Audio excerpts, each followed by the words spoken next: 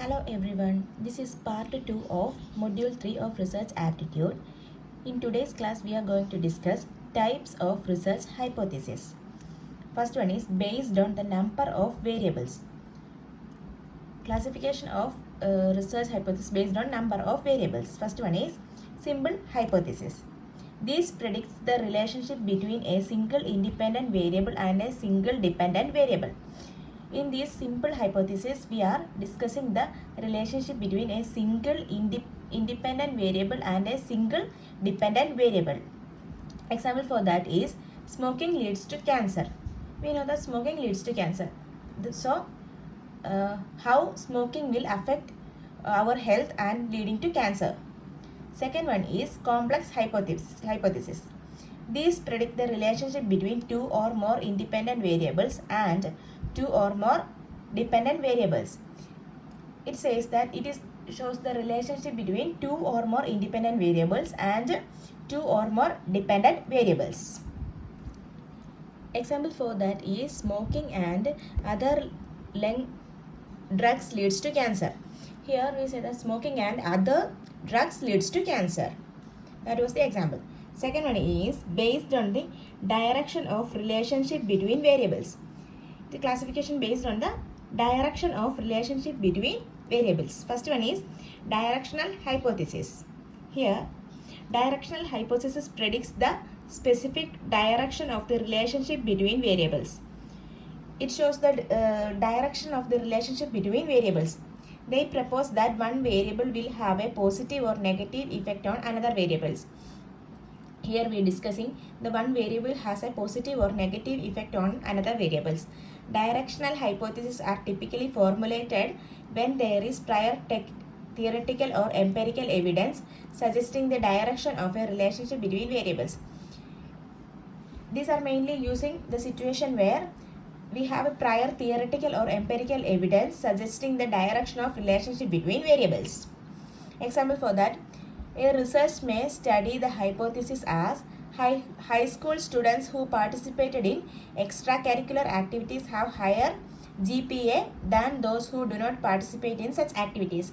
Example here is high school students participating in extracurricular activities have higher GPA value than students not participating in extracurricular activities. It shows a positive relationship between extracurricular activities and students' score. That was directional hypothesis. Second one is non-directional hypothesis. Non-directional hypothesis do not predict the specific direction of the relationship between variables. Here there is no mention about the direction of the relationship between variables. Instead, they propose that there is a relationship between variables without specifying whether it is positive or negative. We are not mentioning about that relationship, it is positive relationship or negative relationship. This form of hypothesis used in the study where there is no sufficient past research on which to the base of prediction. These studies is mainly used in the situation where no sufficient past research on which the base is prediction. No specific idea about that research. In that situation it was used. That was non-directional hypothesis. Here there have some relationship between variables, but its direction was not mentioned. Is it in a positive relation or negative relation? We don't know about the direction of that research. That was non-directional hypothesis. Example for that is academic performance of high school students is related to their participation in extracurricular activities. Here it is saying generally academic performance of high school students is related to their participation in extracurricular activities. We are not saying it was a positive directional or negative directional. Third one is statistical hypothesis. A statistical hypothesis is an assumption about population parameters. This assumption may or may not be true. Before conducting a study, we set some assumptions. That assumptions may be true or may not be true. The null hypothesis and alternative hypothesis together are called statistical hypothesis. The null hypothesis and alternative hypothesis together called statistical hypothesis. First one is null hypothesis. This is a hypothesis that proposes no relationship or difference between two variables. The hypothesis may state that there is no significant difference between different groups are compared with respect to a particular variable. Here we are mentioning no relationship between or no difference between two variables. Here we says that there was no significant difference between different groups comparing to other variables. That was null hypothesis. Example for that is, there is no significant difference in the academic performance of high school students who are participating in extracurricular activities and those do not participate in activities is called a null hypothesis. We say that the students participating in extracurricular activities not have any advantage than the students not participating in extracurricular activities. We are simply saying that all are same. There have no difference between them. That was null hypothesis. Second one is alternative hypothesis.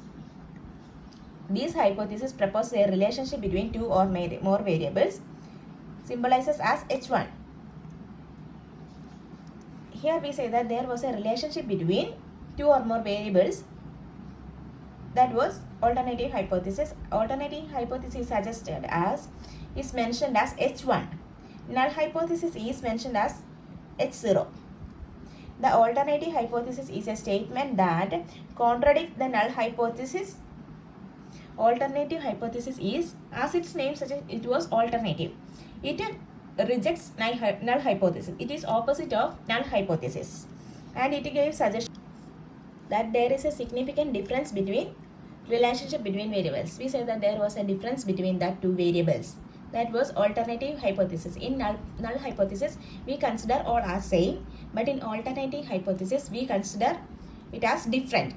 Example for alternative hypothesis is, there is a significant difference in the academic performance of high school students who are participating in extracurricular activities and those who do not participate in such activities is alternative hypothesis.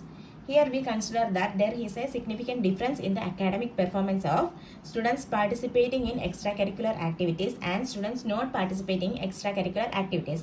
That was alternative hypothesis. Alternative hypothesis is just opposite of null hypothesis. This was alternative hypothesis and null hypothesis. In today's class, we discuss about different types of hypothesis. If you found this section helpful in any way, please don't forget to like, share and subscribe to the channel. Thank you.